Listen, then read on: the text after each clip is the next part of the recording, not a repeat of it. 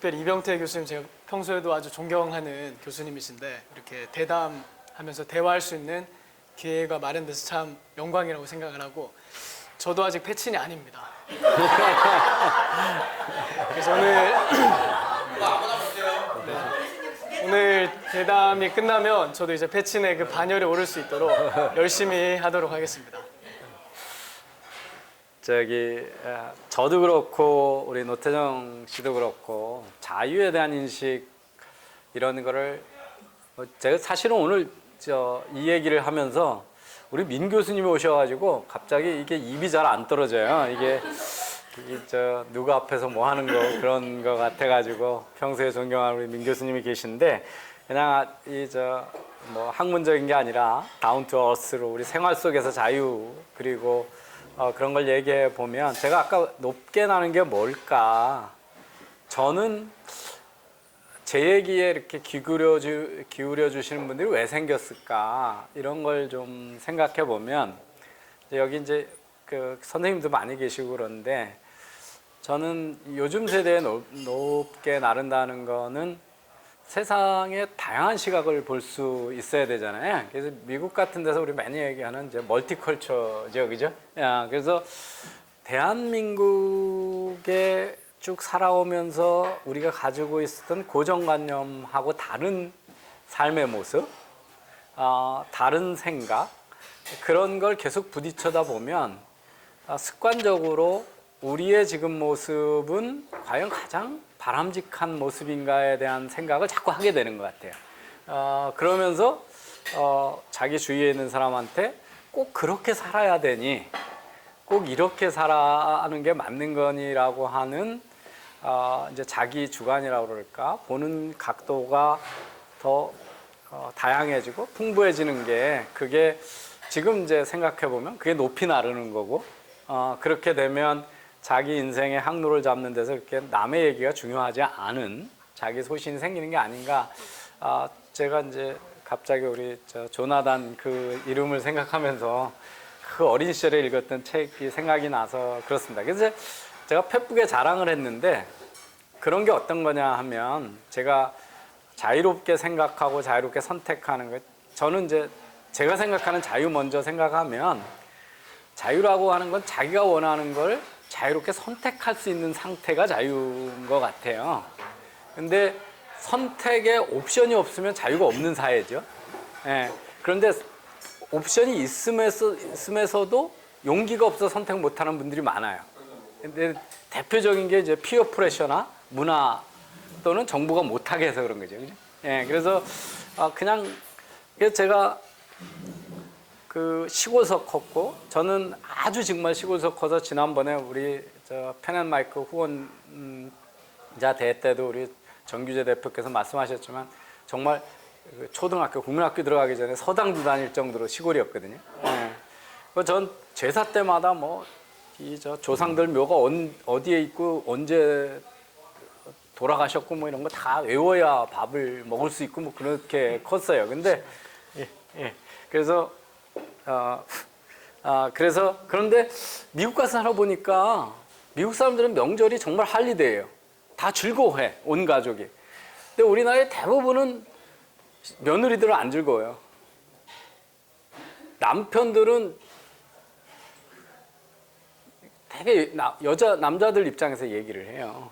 그래서 제가 몇 년 고민하다가 그냥 4년 전에 제사하고 뭐 다 없애버리고 산 사람이 즐거운 명절을 보내자, 헐러데이로 만들자. 근데 제가 미국에 안 살았으면 이런 선택을 할 수 있었을까? 제가 일본을 안 가보고 많은 나라를 안 가봤으면 이런 선택을 할 수 있었을까? 그런 생각을 했거든요. 그래서 저는 우선 자유라고 하는 거는 원하는 선택을 해야 되기 위해서는 사회적으로 선택이 있어야 된다. 옵션이 있어야 된다. 두 번째는 그 선택을 자기가 용기를 내서 할 수 있어야 된다. 그렇게 이제 그냥 개인적으로는 그렇게 생각을 합니다.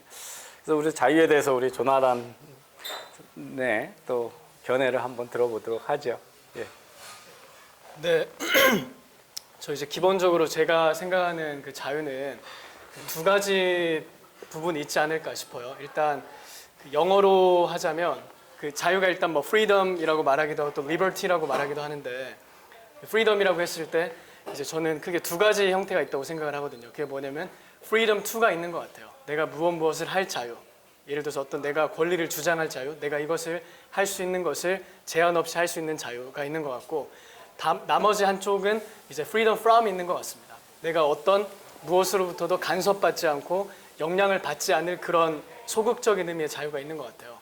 근데 이 적극적인 의미의 자유, freedom 2하고 소극적 의미의 자유, freedom from이 적절하게 균형 있게 보장되는 사회가 저는 자유가 잘 보장되는 사회라고 생각을 하거든요.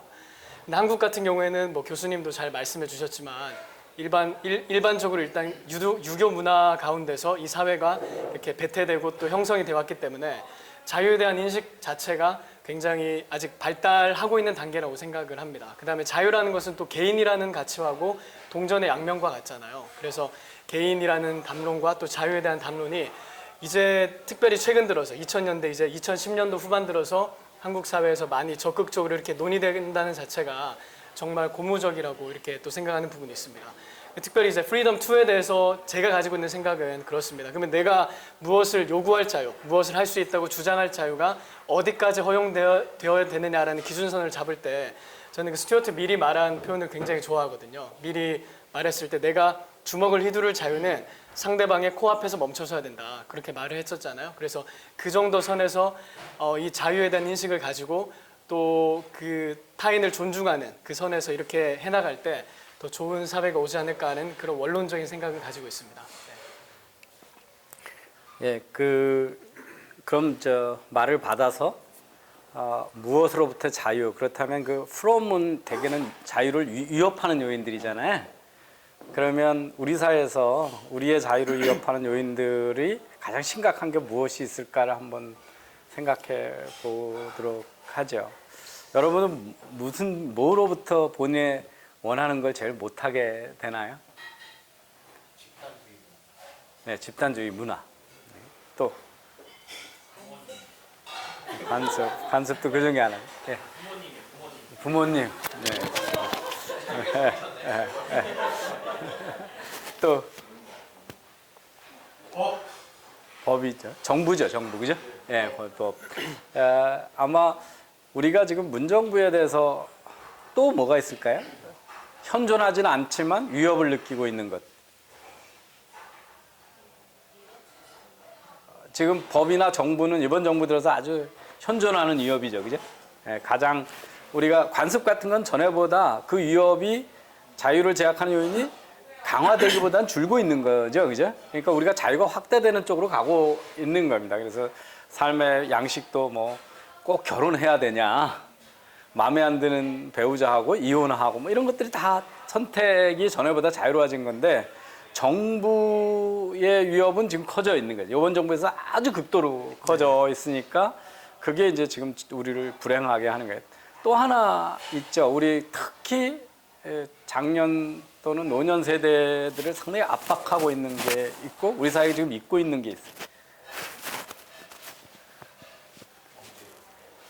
경제는 이제 아까 법 뭐 그거하고 같은 거고요. 저는 체제 위협이라고 생각해요. 북한에 의한 체제 위협이요. 그죠? 만약에 공산화되면 아무것도 없는 거잖아요, 지금. 그죠? 예. 근데 그 위협에 대한 인식의 정도가 이 세대 간에 엄청 갭이 큰 것 같아요. 그래서 오늘도 그런 얘기했는데 어떤 분이 김문수 지사가 선명하고 다 좋은데 말끝마다 빨갱이 얘기만 한다 그러니까요. 근데 그 얘기가 먹히는 세대가 아마 60, 70대 이상일 거다 이런 생각을 하거든요. 근데 저 문정부 비판할 때 자유를 비판할 때 저는 왜 우리가 갖고 있는 자유만큼 맨날 한민족이라고 그러는데 그 북한 주민들은 그 자유를 누릴 권리가 없다고 생각을 하느냐 하는 왜 그거에 대해서 침묵하느냐에 대한 것들이 근데 우린 지금 북한의 위협으로부터 자유를 송두리째 없애버릴 수 있는 위협으로부터 안전한 나라가 아닌가에 대한 인식이 크게 있는 것 같거든요. 이제 그게 이렇게 한미 동맹이나 일본하고의 관계를 어떻게 가져갈 거냐, 중국하고의 관계를 어떻게 갈 거냐, 대북 정책을 어떻게 갈 거냐, 이제 그런 이슈하고 바로 연결돼 있는데 우리 저 미국에서 쭉 보시고 한미 동맹 요새 위협받는 걸 보고 어떻게 생각하시는지 그 점에 대해서 한번 이야기를 했으면 좋겠습니다.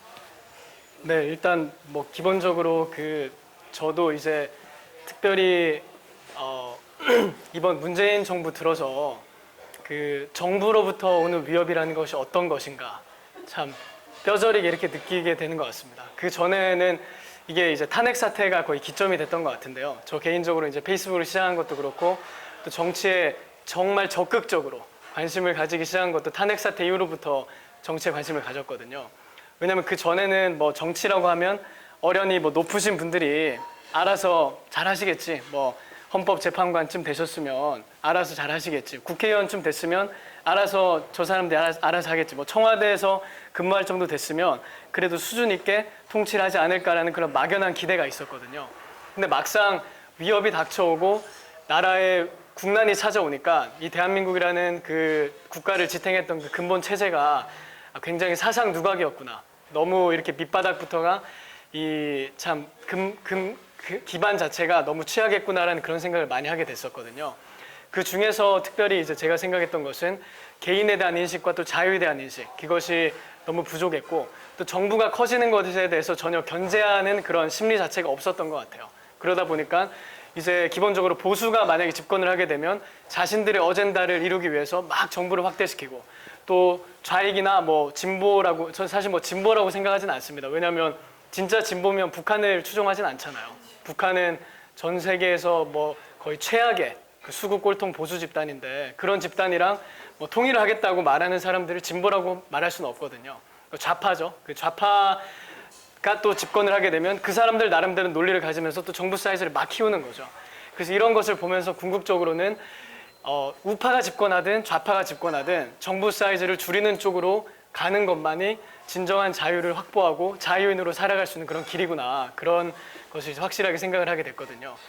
그래서 뭐 교수님 말씀하신 것처럼 이 여러 가지 위협 중에서 개인의 실존을 위협하는 여러 가지 위협 중에서 이 정부로부터 오는 위협을 최소화시키는 것이 저희 자유 시민들이 가장 우선순위로 삼아야 될 그런 과업이 아닐까 하는 그런 생각을 가지고 있습니다.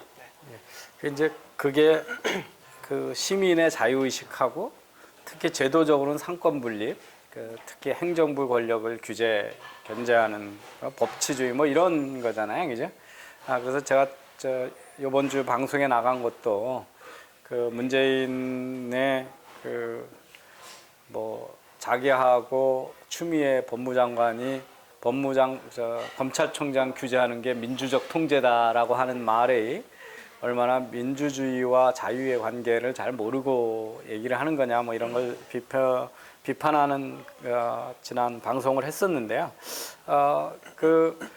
제가 또 좋아하는 경제학자인 우리 김정호 교수가 아주 핵심을 찔러준 적이 있어요. 참여가 자유가 아니고 선택이 있어야 자유다. 그러니까 공청회 해가지고 막 사람들 발언 기회 줘놓고는 최종적인 결정은 정부가 해버리고 한 가지로 다 공공유치원, 다 자율고 특목고 다 없애고 다 공립학교, 같은 교과서, 좌편향 교과서 뭐 이러면 그거는 마치 민주적인 것처럼 절차에 참여를 해놓고는 결과론적으로는 아무런 선택권도 안 주는 거잖아요. 그래서 그 자유는 민주적 절차의 참여가 아니라 실제는 최종적인 선택의 권한이 누구한테 있고 우리가 선택을 할 용기가 있느냐, 이런 거라는 것에서 이제 정부를 어떻게 하면 제일 선출된 황제를 만들지 않으려고 하는 것이 민주공화국의 핵심이었고, 그게 명예혁명이고 그게 미국의 건국 이념이었고, 그걸 우리가 벤치마킹한 건데 핵심을 놓치고 그 절차적 민주주의하고 자꾸 자유의 보호를 혼돈을 하는. 그래서 제가 그 번역도 해서 팬에 올리기도 하고 방송도 했던 거는 이 민주주의 체제를 만들 때 자유와 민주주의가 그렇게 보완적인 게 아니다. 사실은 미국의 건국 파운딩 파더들이 만들려고 하는 것은 자유를 지키려고 하는 거였지 민주주의를 목표로 한 건 아니었다. 이제 뭐 그런 거에 대한 인식이 우리 사회에 너무 없다는 생각을 하고 있고요. 우리 아까 뭐 부모님이 자유를 억압한다고도 그러고 집단주의라는데 집단주의 때문에 우리가 선택을 잘 못하는 선택이 뭐가 있나요? 저는 개인적으로 언제 제일 뭐 경험하는 게 너무 많은데 학부모님들 만나면 누구도 사교육 시키고 학원 보내는 거를 원해서 한다는 분이 아무도 없어요. 그런데 안 하면 우리 애만은 어떻게 하냐. 그러니까 이게 이제 우리 경제학에서 얘기하는 프리즈너스 딜레마거든요. 죄수의 딜레마. 나는 원하지 않는데 상대방이 하니까 나도 해야 된다. 그게 거꾸로 얘기하면 우리가 자기가 생각하는 이상적인 삶에 대한 소신 있는 선택을 못하는 거잖아요. 그죠? 근데 저는 개인적으로 언제 절실하게 느꼈냐면 제가 몇 년 전에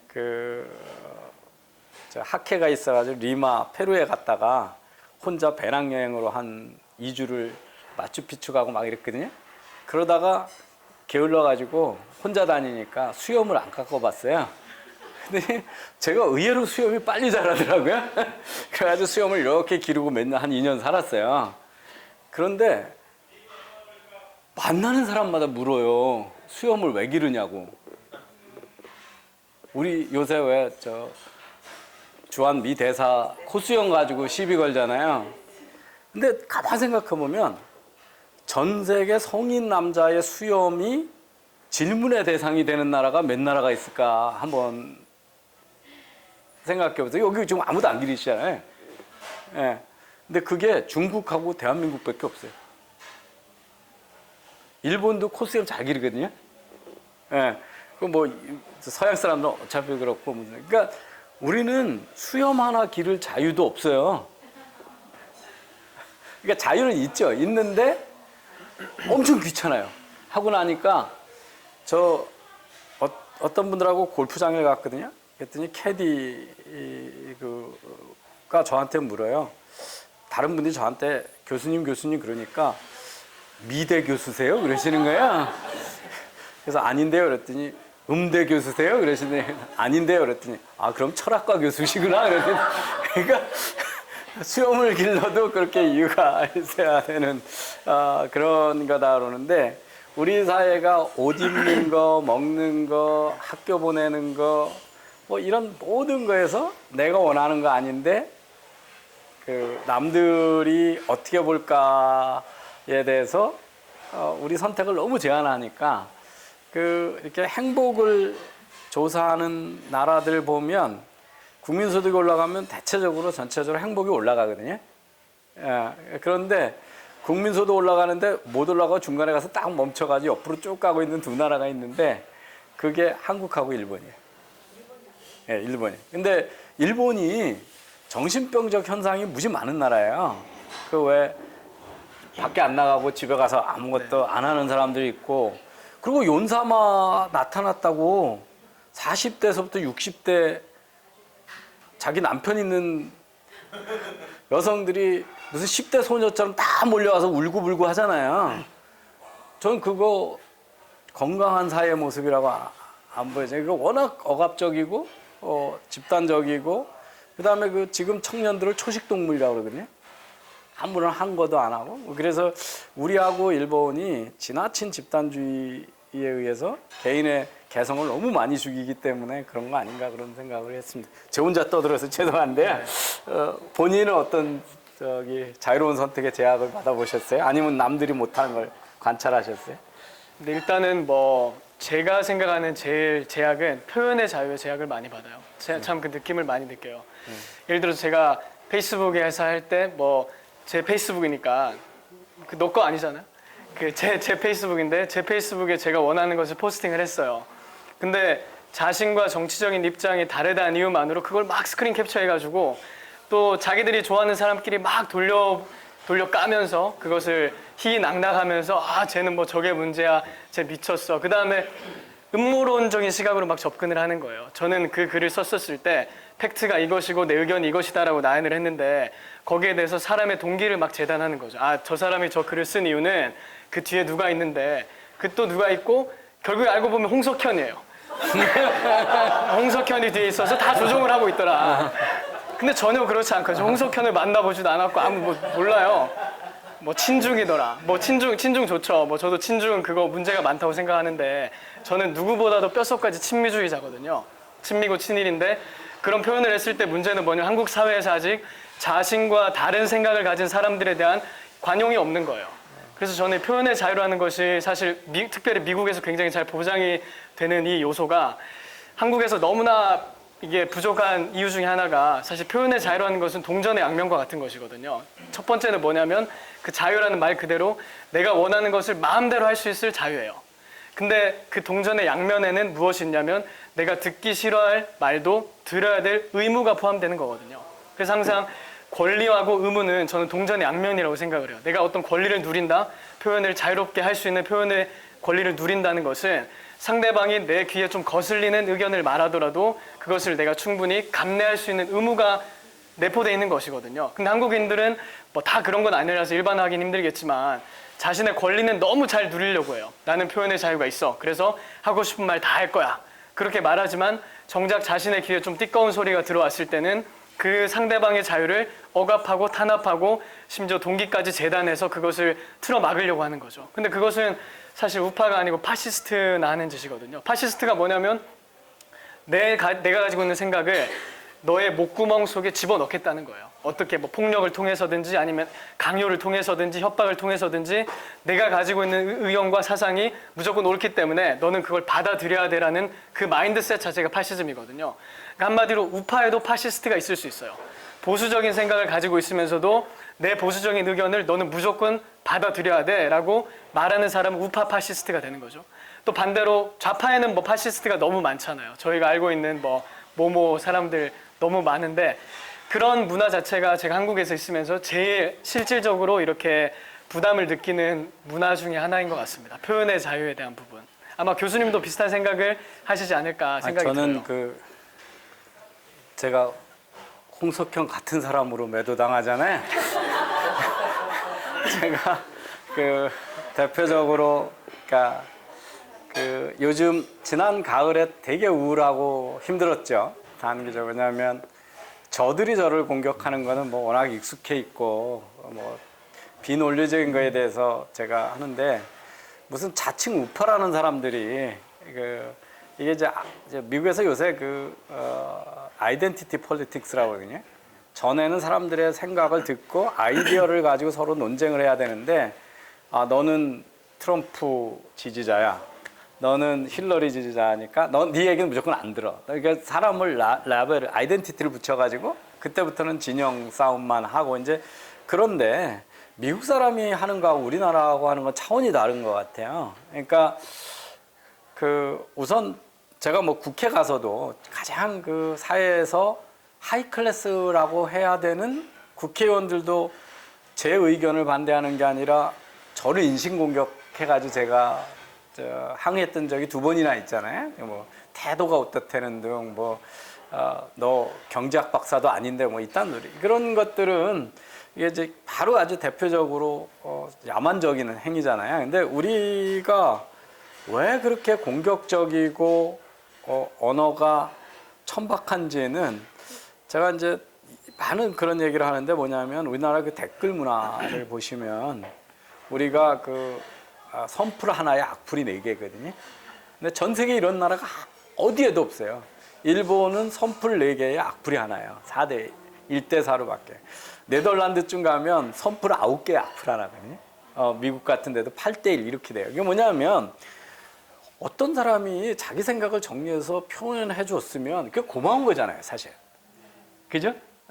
그것도 다 노력이고 지식을 전파한 거고 생각을 전파한 거고.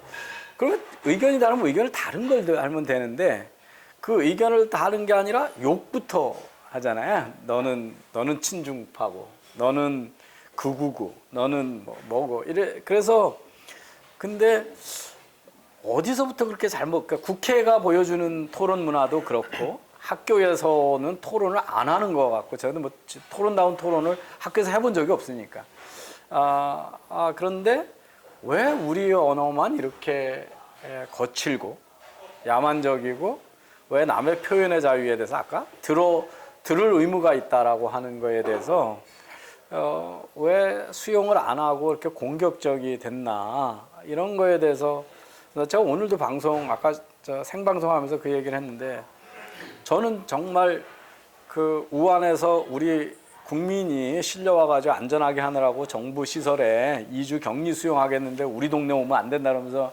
집어 던지고 계란 던지고 그런 거라든지 저는 그 강남에서 그 장애인 학교 들어온다고 학부모들가 무릎 꿇고 빌어도 안 된다고 그러고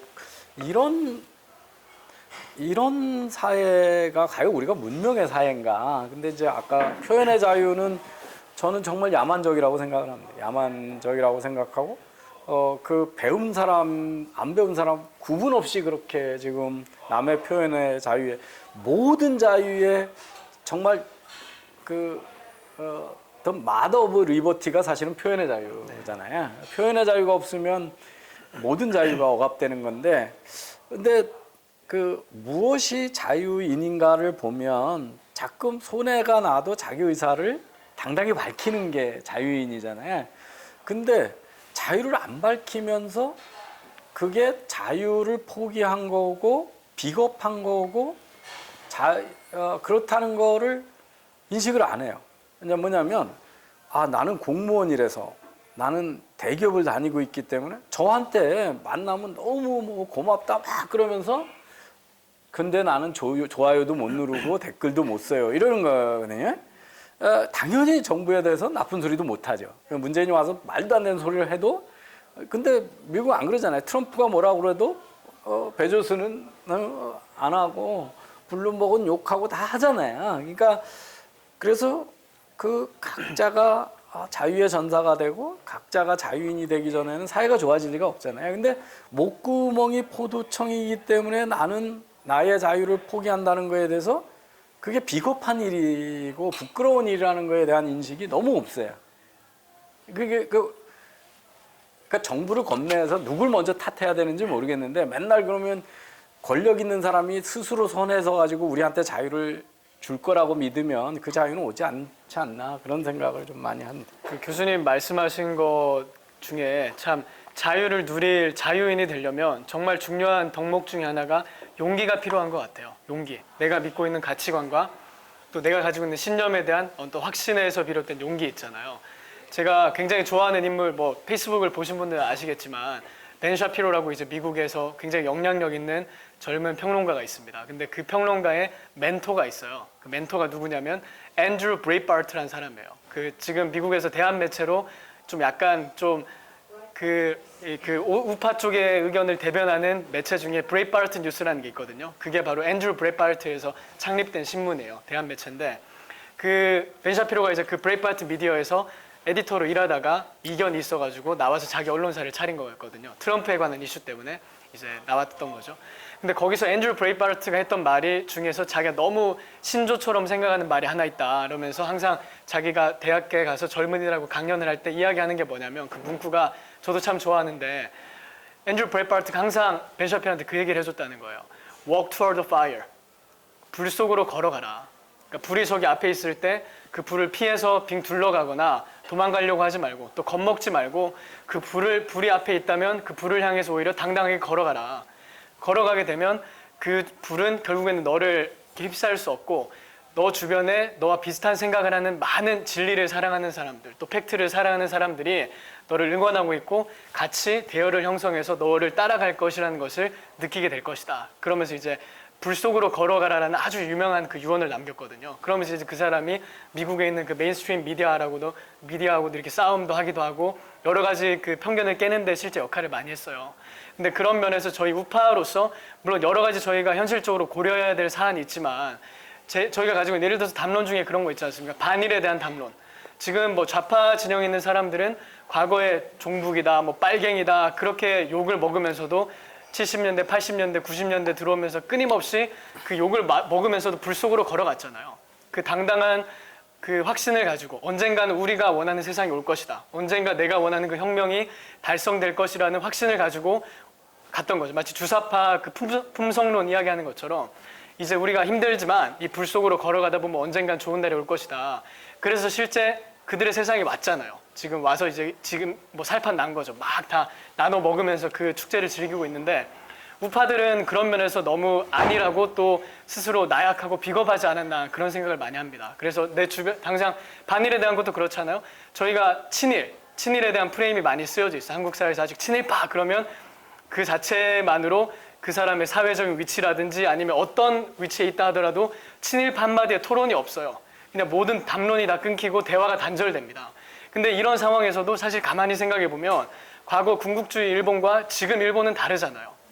과거에 조선을 침략했던 그 궁극적인 그 제국주의적인 일본과 지금 자유민주 체제를 받아들이고 또 시장 경제를 수용하고 특별히 미국과 그 한미동맹이라는 우산 안에서 미국의 어느 정도의 통제를 받는 일본은 과거에 우리가 생각했던 일본과 전혀 다르거든요. 그러니까 지금은 오히려 친일파라는 것이 전혀 욕먹을 것이 아니에요. 지금 일본하고 친할 게 전혀 나쁜 것이 아니거든요. 근데 아직도 친일이라고 하면 그 자체를 가지고 너는 뭐 매국노다. 뭐 과거에 뭐 친일파의 후손이다. 이런 식으로 그 낙인 효과가 찍힌다는 것이 이것을 가지고 우파가 항상 피할 것만이 아니라 이번에 반일 종족주의라는 그 좋은 책도 나왔지만 앞으로 팩트가 무엇이냐, 또 진실이 무엇이냐, 그리고 우리가 나아가야 될 방향이 무엇이냐라는 그 확신을 가지고 좀 거침없이 좀 나아갔으면 좋겠다는 그런 생각을 많이 하고 있습니다. 네.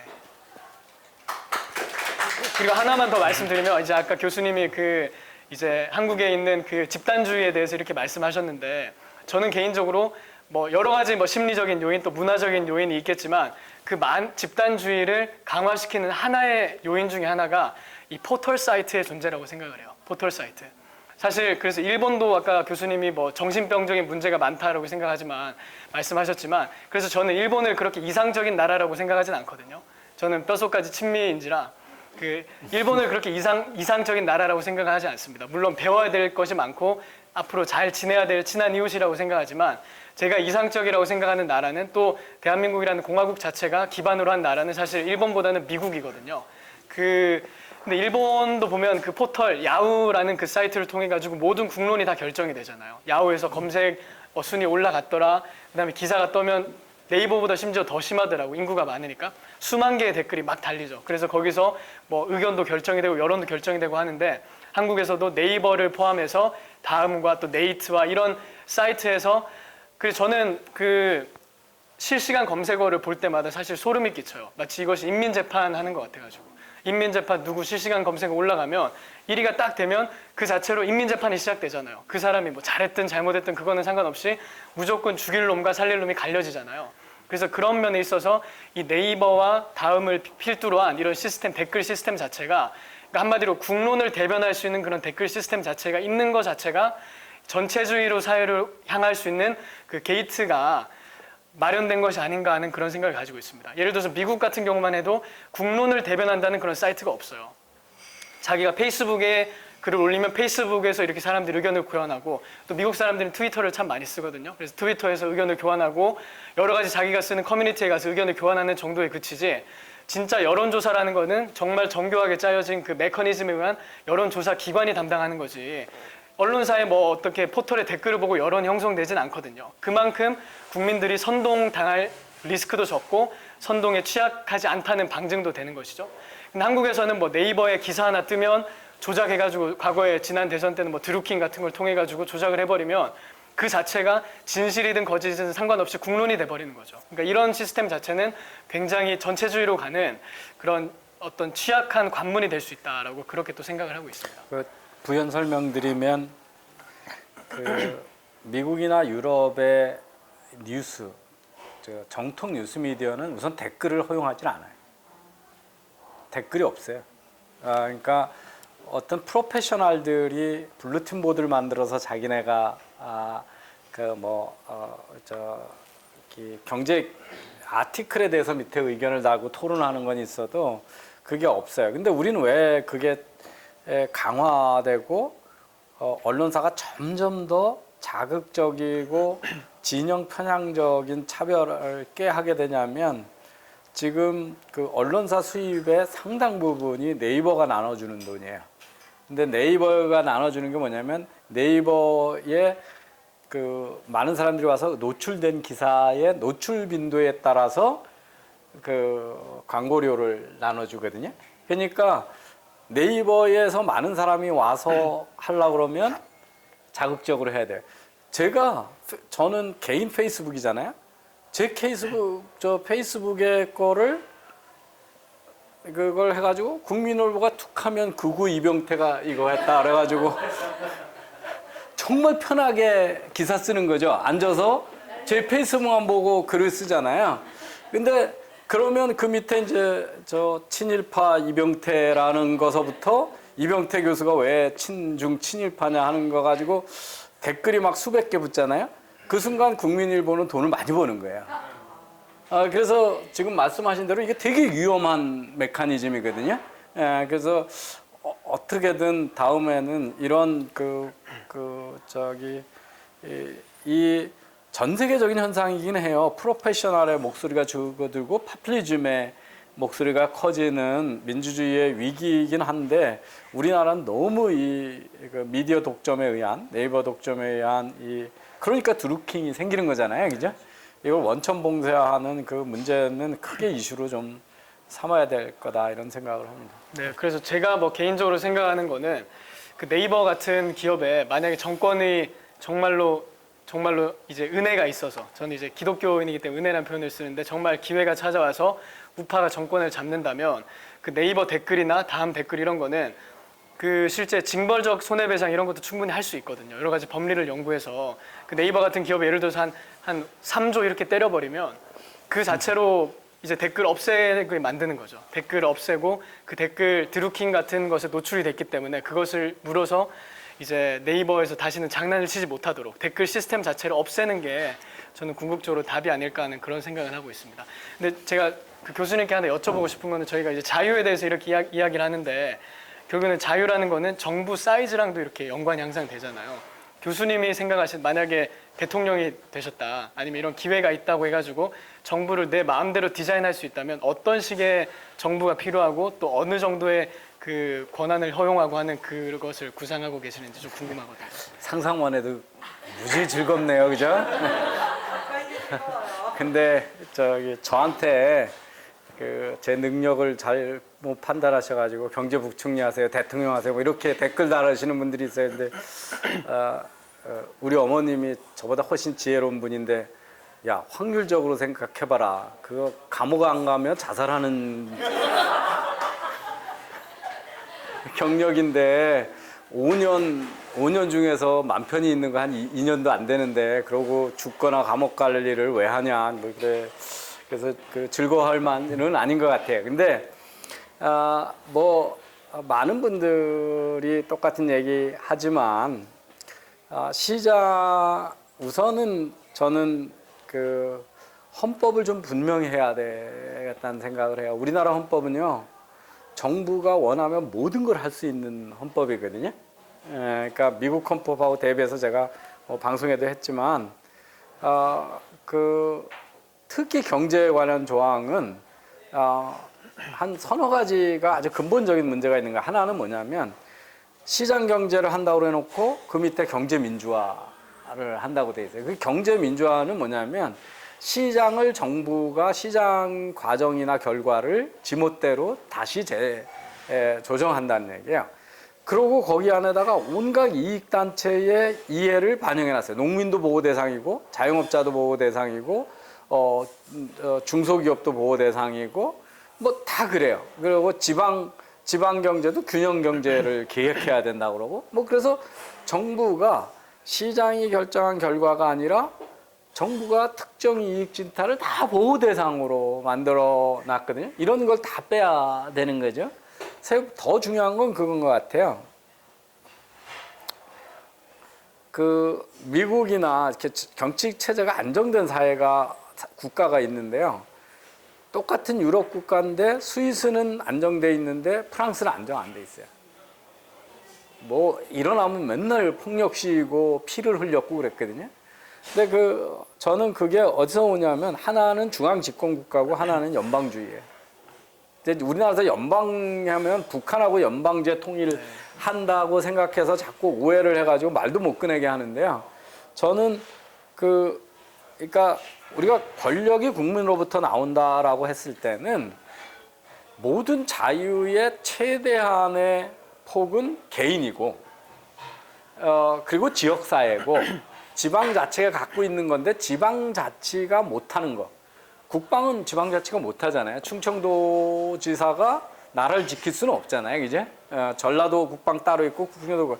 그럼 국방하고 외교 같은 것들은 중앙정부가 가져가서 해야 되는 거기 때문에 바텀업으로 자유의 선택권, 우리가 이제 보통 이 정치학이나 이런 데서는 보충성의 원리라고 그래요. 그러니까 뭐냐면 정부에서 위에가 할 거는 밑에 못하는 것만 위로 올라가면서 해야 된다. 그러면 우리 지역의 소방이나 경찰은 사실 그 지역이 제일 잘하는 거죠. 대통령, 근데 이번에 문재인 정부가 한 거 중에 정말 파퓰리즘이고 정부의 구성 원칙 중에 가장 어긋나는 것 중에 대표적인 게 뭐냐면 소방공무원을 국가공무원으로 만드는 거예요.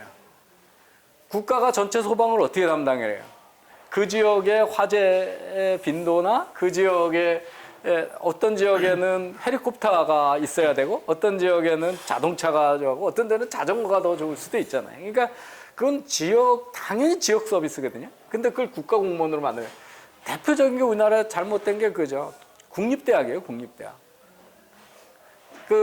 제가 애리조나 대학 교수 됐을 때 제일 큰 바보가 된 게 뭐냐면요. 애리조나 대학이 최초로 대학 농구대회에서 우승을 한 거예요.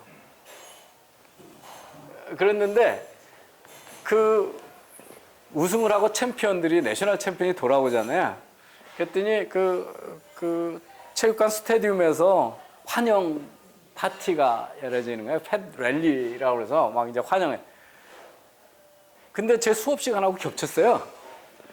그래서 수업을 갔어요. 수업을 갔더니 저하고 중국 학생하고 딱 2명만 있는 거예요. 아무도 수업에 들어온 적이 없어요. 다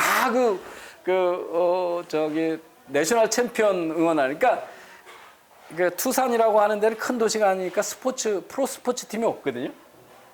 그러면 온 시민은 유니버시티 애리조나의 풋볼팀, 농구팀, 야구팀을 응원해요. 그리고 티셔츠 입고 다니고 대학에 들어와서, 그러니까 그 지역의 자랑이고, 거기서 주에서 돈을 대니까 주민은 수업료 거의 안 내고 다니고 외국인은 많이 내고 뭐 이러잖아요. 그리고 지역사회 역할을 하잖아요. 그러니까 도립대학, 국립대학이니까 서울대 교수하고 제주대 교수하고 제주도를 위해서 생각해야 되는 관심이 똑같아요. 아무도 없죠. 왜냐하면 제주도가 나한테 돈을 안 대는데 무슨 제주도지사한테 잘 보일 제주도 대학이 뭐가 필요해? 그런 식의 모든 권리와 선택이 지방이 각자. 그러니까 우린 지금 타다금지법 국회가 막으면 대한민국 전체 못 하잖아요. 우보 다 못 하잖아요. 그런데 미국 같은 데는 있을 수가 없어요. 왜냐하면 그냥 시에서 하면 이 시에는 못하게 하고 이 시에 했는데 이쪽 시민들이 다 좋아하면 옆에 안 할 수 없잖아요. 그러니까 소위 혁신 경쟁이 일어나려면 그렇게 권한을 글로 보내야 된다라고 하고 국회와 중앙정부의 권한을 극소로 적게 못하게 막아놓는 제도 개혁을 하고 싶다는 게 간절히 있고, 제가 우리 사회도 혁신이 성공되면 금방 퍼진다는 게 뭐가 있나를 제가 대표적으로 설명을 하면요. MB가 서울시장 할 때 가장 성공 사례가 뭐예요? 티머니죠, 티머니. 예, 서울시의 교통 페이먼트인데 그 다음에 어떻게 됐어요? 전국이 다 쓰죠. 예, 그거 같은 거 가지고 택시도 타고 버스도 타고 지하철 타니까 얼마나 좋아요. 현금 안 가지고 다니고. 그 다음에 또 뭐가 확 다 퍼졌는지 아세요? MB가 제일 잘한 것부터 뭐 있어요? 청계천을 공원한 거예요. 그러고 나서 어떻게 됐어요? 다 개울이란 개울은 다 공원화 됐어요. 저 처음 왔을 때 중량청 냄새 나서 못 걸었었거든요. 정릉청, 중랑청 다 산책 끌고 공원화 됐잖아요. 제가 오늘도 방송하고 왔어요. 문재인 대통령이 미세먼지 지난해 자기가 줄였대요. 그 해 날씨가 어떠냐에 따라 들락날락 하는 거거든요. 지난해 조금 줄었다고 그게 정부의 공헌이래. 아니에요. 우리나라가 그 평균 10 마이크론 기준으로 70 하던 게 40, 50 이하로 떨어진 게 MB 때예요. 그러니까 근데 전국이 지금 다 그렇게 됐거든요. 강이나 개울가는 다 공원화 됐잖아요. 그러니까 이게 뭐냐면 시민이 좋아하는 성공한 혁신은 다 모방을 하게 되고 급히 퍼지잖아요. 그래서 경제도 뭐 서울이 택시에 20만 대 중에 10만 대가 서울에 있으니까 서울시장은 못 한다고 치더라도 그게 부산에서 성공을 했으면 우버 같은 거나 타다 같은 게 못 막잖아요. 그죠? 좋은 거. 그래서 그렇게 어떻게 하면 중앙정부하고 국회의 권한을 그 선택권을 줄이냐 뭐 이런 게 이제 하고 싶은 거고 또 하나는 뭐 이런 상상을 하면 너무 즐겁죠. 근데 능력이 안 돼서 그런데 우리가 페어 플레이라고 하는 것 중에 가장 페어 플레이를 안 하는 집단이 안 하게 만들어준 게 뭐냐면 노동관계법이거든요. 그러니까 파업 중에 근로자가 사업장을 점유하고 파업을 할 수 있는 나라가 우리나라 거의 유일해요. 그러니까 사업자가 대응을 못 하잖아요. 현대용 많이 해요. 왜냐하면 그 강성노조를 왜 그렇게 내비둬가지고 근로자가 경영자가 질질 끌려다니느냐. 그렇게 노동법이 돼 있어요. 그러니까 그 파업 중에 대체 근로 투입 잘 못하게 하고 현장을 점거했으니까 또 법으로 해도 못하죠. 그리고 불법 파업을 해도 경찰이 안 가고. 그러니까 이런 것들을 제거해야 경제가 살지 않겠냐 뭐 이런 생각을 하고 있습니다. 예. 그 교수님 말씀하신 것 중에 저도 정말 공감하고 특별히 지방 분권에 대해서 저는 우파가 된다면 기본적으로 우파의 가치는 개인의 자유와 사유재산권, 그다음에 선택의 자유 이런 것들을 존중하는 것이 우파잖아요. 그래서 우파가 된다면 기본적으로 말씀하신 그 지방자치를 긍정적으로 바라볼 수밖에 없는 것 같아요. 근데 지금 한국에서는 이 지방자치가 왜 문제냐면 지방자치 자체는 보장이 되지만 이 지방자치의 또 반대쪽에서 함께 가야 될 것이 뭐냐면 지방분책이거든요. 그러니까 지방분권 플러스 지방분책이 이루어져야 되는데 지금 한국의 지방자치는 어떤 개념이냐면 수도권, 서울과 경기도에 있는 세금을 다 모아서 그냥 그걸 지방에 살포하는 수준에 머무르고 있어요. 뭐 지방에서 무슨 행사를 한다, 또 무슨 어떤 뭐 프로젝트를 진행한다, 아니면 뭐 공무원을 뽑는다 그러면 수도권에서 세금을 많이 모은 것을 지방으로 그냥 분배하는 재분배 정도 형식에 머무르고 있거든요. 근데 제가 이상적으로 생각하는 이제 지방자치라는 것은 지방에서 자치를 했을 때 그 결과에 따라서 책임도 함께 지는, 예를 들어서 뭐 어떤 도시나 아니면 어떤 도가 지방자치 정책을 잘했을 때는 그 자체로서 많은 주민들을 끌어들이게 되니까 그 자체로 플러스가 되겠죠. 근데 엉뚱한 무책임한 정책을 펼쳐서 만약에 그 사업이 파산했다는 그런 경우에는 저는 뭐 셧다운도 이렇게 가능할 정도로 뭐 도라든지 그 시가 셧다운 해가지고 그 책임을 질 수 있는 그런 시스템이 보완되는 게 참 필요하지 않을까 하는 그런 생각을 하고 있습니다. 네. 예. 그 시간이 많이 가서 이제 그 자유의 소중함, 우리나라의 자유에 대한 인식의 부족에 대해서 말을 했으니까 그러면 자유주의 혁명은 어떻게 해야 되나 이 얘기로 좀 넘어가겠습니다. 우리 우선 자유를 위협하는 정권, 국가주의 또는 이런 사회주의적인 정권을 빨리 퇴출시켜야 된다라고 하는 거에 대해서는 뭐 제 재론의 여지가 좀 없는 것 같고요. 더 근본적으로 이제 우리 아까 문화적이고 사고의 혁명이 필요하다는 생각을 공동으로 하고 있는데 우리 이 조나단께서 종교단체하고 같이 가까이 활동을 하시잖아요. 그리고 신학을 공부해서 우선 제가 모태신앙 카톨릭 신자인데 대학교부터 성당을 못 가요. 그 정의구현 사제단하고 생각이 너무 달라가지고 성당에 가서 앉아 있으면 미사 시간이 은혜로운 시간이 아니라 화가 나는 시간이 돼가지고 점차 냉담을 해가지고 못 가고 있는데 우선 우리나라에서 자유를 확대하려면 종교, 그 중에서도 이제 우리나라에서 워낙 개인의 삶에 영향을 많이 끼치는 종교는 문화적으로는 그 종교라고 할 수 없는 어떤 성리학적 사고가 있지만 기독교가 그래도 제일 조직화된 종교니까 종교가 어떤 역할을 하면 우리의 자유주의 혁명에 도움이 될까 이런 의견을 한번 여쭤보고 싶습니다. 네, 질문 참 감사하고 저는 사실 이 종교라는 부분이 일단 안타까운 점을 제 개인적으로 말씀을 드리자면 한국에서 일단 종교라고 했을 때 그 자체에 대한 어떤 그 편견과 선입관이 있는 것 같아요. 마치 이런 거죠. 아, 종교를 예를 들어서 뭐 너 교회 가니? 아니면 뭐 종교가 뭐니 했을 때 뭐 나 기독교야 아니면 불교야 이렇게 했을 때 특별히 기독교라는 것은 천주교를 포함해서요. 기독교라는 것은 절대적인 유일신을 믿는 사람들이잖아요. 그러다 보니까 그런 종교를 가지고 있는 사람들에 대한 편견이 뭐냐면 아, 저 사람은 의지가 박약하니까 뭐 교회를 다니는 것일 거야. 뭐 저 사람은 뭔가 부족하니까 저렇게 자립심이 약하니까 교회를 다니는 것일 거야. 그런 편견이 있거든요. 근데 사실 종교라는 것에 제가 생각하는 가장 중요한 결정적인 기능은 무엇이냐면 한 사회 내에서 도덕을 만들어내는 토대가 된다는 것이 종교의 가장 큰 특징인 것 같아요.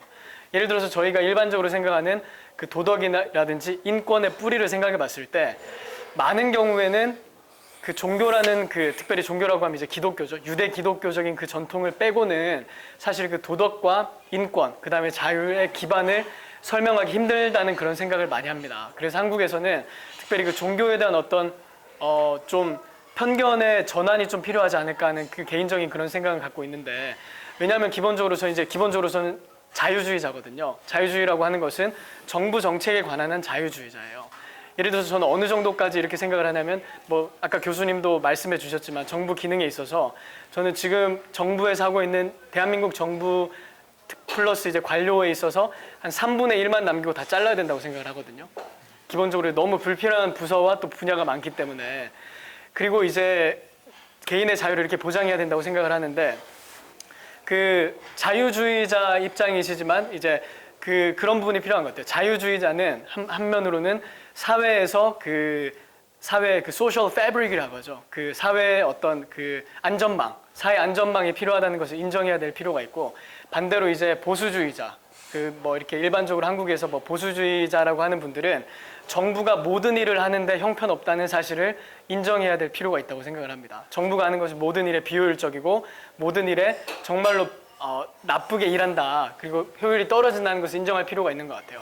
근데 왜 그러냐면 예를 들어서 이렇게 생각을 해보시면 자유주의를 추구해서 저희가 정부 사이즈를 점점 줄여 나가잖아요. 특별히 복지 같은 영역에서도 자유주의 담론을 깊이 들어가게 되면 결국은 복지라는 것은 개인이 책임져야 될 영역이거든요. 개인 아니면 가족 선에서 해결해야 되고 정말로 미니멈한 복지, 정말 마치 옛날에 그 구빈법 같이 영국의 구빈법 같이 정말 미니멈한 수준의 복지에 머물러야 된다는 것이 일반적인 자유주의의 주장이거든요. 근데 문제가 뭐냐면 그런 식으로 이제 자유주의를 얘기를 하게 되면 저희 같은 사람들은 괜찮아요. 저희는 이렇게 이야기하면 아 맞다. 자유주의는 그런 것이고 정부 역할은 최소화돼야 돼. 복지는 없어져야 돼. 이렇게 생각을 하겠지만 막상 그렇게 실질적으로 현실에서 정치를 실행했을 때 정책을 수행했을 때 아무래도 정부가 사이즈가 줄어지면 복지의 그 사각지대가 발생할 수밖에 없거든요.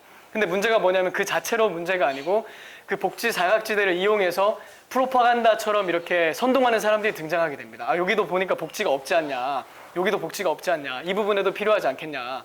여기도 지원해야 되고 뭐 저기 미혼모도 지원해야 되고 다자녀도 지원해야 되고 또 노인들도 지원해야 되고 이런 식의 복지 수요에 입각한 그런 프로파간다 하는 사람들이 많이 득세할 수 있다는 사실입니다. 근데 그런 사람들이 결국은 민주사회에서는 표가 다수결이 정권을 창출하냐 마느냐를 결정하니까 그런 사람들의 목소리가 커지면 결국은 좌파 정부가 들어서고 전체주의 사회로 갈 수밖에 없지 않나라는 것이 이제 제가 생각하는 판단이거든요.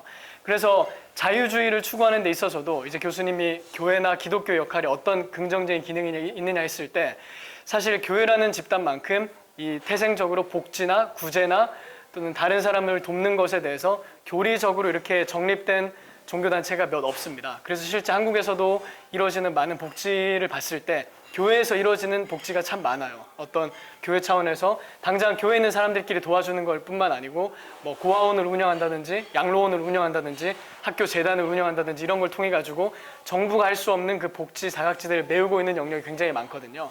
그래서 그런 부분에 있어서 두 가지인데 이제 정리를 하자면 첫 번째는 도덕을 세우는 그 사회 기반의 도덕을 세우는 기능으로서의 종교가 있는 것 같고, 두 번째는 자유주의를 더 확실하게 추구할 수 있는 드라이브를 걸 수 있는 사회 안전망을 만들어내는 기능으로서 그 기독교의 역할이 있지 않나 하는 그런 생각을 하고 있습니다. 예, 그 대개는 이제 그거에 반대되는 포스가 뭐냐면 교회들이 과당 경쟁을 하잖아요. 그래서 복지에 여력이 없는 교회가 되게 많아요. 우리나라가 지금은 어떤지 모르겠어요. 제가 대학 다닐 때 보니까 봉천동에 교회가 다방보다 300개 많다고 그랬어요. 그러니까 지금 얘기하면 커피숍보다 더 많다는 거죠. 그 정도로 교회가 많거든요. 두 번째는 상당히 기복적인데 치우치죠. 이게 신도들이 그걸 원하니까요. 근데 저도 이제 그 똑같습니다. 성직자들이 그러니까 어떤 소드 리더가 되는 사람들한테 자유로운 인간, 신 앞에 평등한 인간, 또 신이 나를 보호해주기 때문에 당당한 인간, 이렇게 그런 거를 좀 가르쳐줬으면 좋겠다 그런 생각하고, 하나는 이제 제가 정부가 아닌 우리 시민 사회의 복지, 안전망 뭐 이런 걸 저도 늘 생각하고 있습니다. 이제 아까 이제 또 자유주의를 확대하려면 이제 가정교육, 가정 내에서의 평등 또는 자유를 어떻게 허용하느냐 하는 거잖아요. 저는 제가 이렇게 뭐 제 삶을 가지고 일반화한다는 건 되게 웃기는 일인데, 제가 이렇게 지금 생각하면 아찔한데 제가 고집을 피운 걸 잘했다 이런 생각을 한 게 몇 개가 있어요. 근데 가장 결정적인 게 뭐냐면, 저희 이제 부모님 학교를 가보신 적도 없고 그러다가 제가 중학교 때까지 가서 공부를 잘하고 있으니까 어느 날 우리 아버님이 이장이 되셨어요. 그랬더니 군에서 다 이장님을 모셔가지고 어디를 구경시켰냐면 금호공구를 구경시켜가지고, 박정희 대통령 때니까. 근데 금호공구 가면 다 장학금이고, 그 당시에 시골에서 가난한 집 자식들은 학교장 추천으로 한 명씩 가서 아주 들어가기 힘든 데였어요. 거기 갔다 오셔가지고 홀딱 반하신 거예요. 그래가지고 막 이제 제가 금호공고를 갔으면 하는 거예요. 그랬더니 담임 선생님이 이제 저희 아버님의 그 의사를 파악하시고 나서, 네가 원하면 무조건 추천 써줄 테니까 가겠냐 그랬던 거예요. 근데 뭐 거기 가서 제가 뭐 훌륭한 엔지니어가 될 수도 있었겠죠. 근데 그때 저는 이제 단호하게 제가 중학교 때 택도 없습니다 그러고 그러고 인문계 고등학교를 갑니다 그랬거든요. 회사에서 제가 이제 중견기업을 다녔더니 막 이렇게 매년 승진을 시켜가지고 임원 이렇게 포지션, 전산실도 책임을 제가 맡고 신규 사업팀도 맡아서 외국하고 막 그랬는데, 어느 순간 보니까 우리 사주들이 제가 생각한 만큼 큰 기업을 하실 의사가 별로 없는 것 같다. 그래서 그래서 이렇게 몇 번 그 주위 사람들이 말리는 의사결정을 해본 적이 있거든요. 근데 그래서 아까 가정에서 아까 부모님으로부터 자유의 억압을 많이 받는다 그랬는데, 어떻게 해주면 좋겠는지 한번 얘기를 했으면 좋겠어요. 요즘 청년들. 근데 저는 그럴 가능했던 게, 제가 고집이 센 것도 있지만 우리 부모님들이 학교를 안 다니셨기 때문에 저한테 간섭을 해본 적이 없어요. 희망만 얘기하죠. 그러니까 제가 그냥 당연히 모든 건 제가 알아서 하는 거로 알았기 때문에, 어떻게 보면 그게 저한테는 이제 거꾸로 얘기하면 자유를 줬던 환경이었다고 생각을 해요. 자유를 주장하는 사람들은 또 하나 필요한 건 아까 용기라고 하는데, 용기라는 게 상처받지 않는 회복 탄력성이거든요.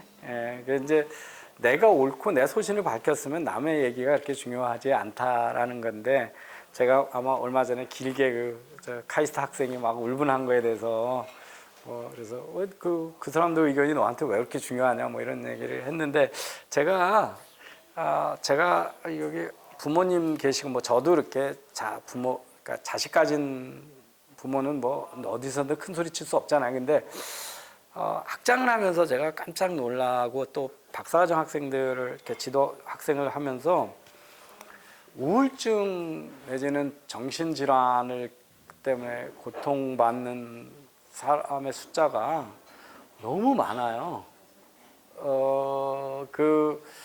저희 동료 교수들도 그렇고 직원들도 그렇고 제가 이제 학장할 때는 그 내부에 그 심리 상담사 박사가 있어가지고 사이키가 있어가지고 그 대체적으로 자기가 어떤 활동을 했는지 저한테 리포트하는데 제가 깜짝깜짝 놀라거든요. 그래서 자살 충동 느끼고 근데 그 학생 중에 제 학생이기도 하고 학생들 중에 어떤 거냐면 카이스트 석사 과정 들어올 때까지 본인이 하나도 자기 진로에 대해서 의사결정을 해본 적이 없는 학생들이 있어요. 엄마가 다 해주신 거예요. 그러면서 자기가 해야 될 때 되면 이제 못해요. 그리고 자기가 생각했던 것만큼 자기가 뛰어나지 않다는 것 때문에 그때부터 막 그 모든 문제가 다 허물어지는 봤거든요. 그래서 이렇게 저렇게 자기 표현하고 이런 학생은 아무 문제가 안 돼요. 근데 엄청 민주적으로 키우신 것 같아요. 본인은 억압받았다고 생각하지만 대부분은 자기 표현도 못해요. 그래서 공부 잘하는 거하고 정신적인 억압을 받고 있는 거하고는 다른 차원의 문제고 정신질환 다른 차원의 문제라서 좀 부모님들이나 선생님들이 주의 깊게 봐줘야 되는 세상이다. 뭐 이런 생각은 우려는 많이 갖고 있습니다. 시간이 많이 돼서 우리 선생님들 여기 계시니까 학교는 어떻게 했으면 좋겠나. 저는 미국에서 교수할 때보다 너무 힘들어요. 한국에서 강의하는데. 왜냐하면 미국에서는 강의하면 학생이 반쯤 떠들어 주거든요. 그러니까 3시간을 강의해도 제가 하는 게 1시간 반이고 애들이 발표하고 뭐 자기하고 막 손을 너무 많이 들어서 누구 시킬까 고민하는데 얘기하면 전부 꺼다 놓은 보리처럼 가만히 있고 그러니까 카이스트 학생도 그래요. 그렇게 다르지 않아요. 그러니까 3시간이면 3시간을 혼자 떠들어야 되니까 얼마나 힘들어요. 그래서 어떻게 하면 이렇게 중고등학교 때부터 자기 의견을 자유롭게 발표하고 남의 의견을 들어주는 아까 그 의무감을 배우게 될까? 학교가 어떻게 했으면 좋겠나? 좀 하면서 우리 마무리를 했으면 좋겠다. 제가 너무 많이 떠든 것 같아서 그리고 저는 뭐 방송을 통해서 많이 얘기를 했으니까 우리 노태정 씨가 저보다 이렇게 젊은 세대하고 가까우니까 젊은 세대 뭐 그 중학생에도 좋고 대학생들 좋고 자유주의가 되기 위해서 꼭 읽어야 될 책, 뭐 이런 거라도 좀 아니면 또 꼭 해야 되는 행동 수칙 뭐 이런 거. 저는 이제 그냥 제가 늘 학자로서 머릿속에 있는 거는 진리가 너희를 자유롭게 하리라 하는 겁니다. 그 진리는 뭐냐면 논리적이고 팩트에 의한 걸 하면 그거에 대한 확신이 있으면 종교적 편견, 정치적 편견, 어떤 문화적 편견으로 어떻게 누가 얘기하든 나는 그거에 대한 확신을 가지고 얘기할 수 있으니까 어떤 사실이 논리적이고 사실에 부합하는가를 끊임없이 의심하고 체크한 후에 그것이 제가 볼 때 진리라고 판단이 되면 그때는 자유롭게 얘기할 수 있는 용기만이 필요하다. 그래서 저는 젊은이들이 좀 그 말의 속뜻을 좀 곰곰이 생각해 봤으면 좋겠다 이렇게 평소에 생각하고 있습니다. 네, 뭐 책을 말씀드리자면 저는 일단 뭐 성경 참 추천합니다. 성경 안에 그냥 뭐 기독교인으로서 말씀드리는 게 아니고 진짜 그 성경 안에는 무궁무진한 그 지혜 보화가 담겨 있다고 생각을 하거든요. 그래서 종교와 관계없이 성경을 추천드리고 그 다음에 또 기본적으로 저희가 이제 자유주의라고 했을 때 읽어야 되는 많은 책들이 있잖아요. 저는 이제 추천드리는 것은 뭐 밀턴 프리드먼의 자본주의와 자유 참 괜찮은 것 같습니다. 그 다음에 하이에크가 쓴 치명적 자만, 그 다음에 자유헌정론, 그리고 또 그 노예에게 이 세 가지는 정말 자유주의 입문서라고 할 수 있을 정도로 또 하이에크가 그 책들은 지식인들을 대상으로 쓰기도 했지만 약간 대중들에게 자유주의를 소개하기 위해서 쓴 책이기도 하거든요. 그래서 그 세 가지는 참 추천드리고 싶고 그 다음에 여기 민경국 교수님 와 계시지만 저는 사실 깜짝 놀랐어요. 왜 놀랐냐면 제가 이제 자유주의에 관심을 가지고 뭐 프리드만이라든지 하이에크라든지 미제스라든지 또 뭐 라스바드라든지 이런 사람들에서 관심을 가지고 공부를 하다 보니까 굉장히 많은 책들이 거의 대부분의 책들이 민 교수님에 의해서 번역이 됐더라고요. 그래서 참 너무 예를 들어서 뭐 미제스의 인간 행동 이런 거는 굉장히 사실 번역하기 한국말로 봐도 힘들고 영어로 봐도 힘든데 민 교수님이 다 번역을 해놓으셔가지고 저희는 굉장히 거인의 어깨 위에 올라서가지고 쉽게 공부할 수 있는 그런 특혜를 누리는 것 같습니다. 그래서 번역뿐만 아니고 민 교수님께서 뭐 자본주의 시장 경제 거기에 대해서 굉장히 좋은 책들을 많이 써주셨거든요. 그래서 그 뭐 예를 들어서 자유의 길, 그 하이에크는 노예의 길이라고 했지만 민 교수님이 쓴 책은 이제 자유의 길이라는 책이 있습니다. 그 다음에 또 제가 개인적으로 감명 깊게 읽었던 책은 그 시장 경제에 대해서 자유주의 경제학자들의 사상사를 연구해 놓은 책이 있어요. 그 책도 아주 개론을 잡는 데는 큰 도움이 될 것이라고 생각을 합니다. 그 다음에 자유주의에 대해서 개인적으로 이제 어떻게 하면 자유주의자가 될 수 있는가라고 했을 때 참 저는 좋은 훈련 방법 중에 하나가 퀘스천하는 것, 그러니까 의문을 항상 가지는 것이라고 생각을 해요. 왜 이게 이렇게 됐을까? 그러니까 저희가 사회에서 당연하게 여겨지는 그런 가치관이라든지 당연하게 받아들여지는 그런 담론이라든지 아니면 어떤 그 생각에 있어서 왜 이것이 당연해졌을까? 이것이 언제는 당연해지지 않았을까? 그 다음에 언제부터 이게 당연해졌을까? 그런 부분을 계속 퀘스천 해나가면서 역사적 맥락을 알아보고 또 그 배경을 살펴보는 훈련을 하는 것은 참 좋은 그 방법이라고 자유주의에 대해서 나아갈 수 있는 좋은 방법이라고 그렇게 생각을 합니다. 네, 감사합니다.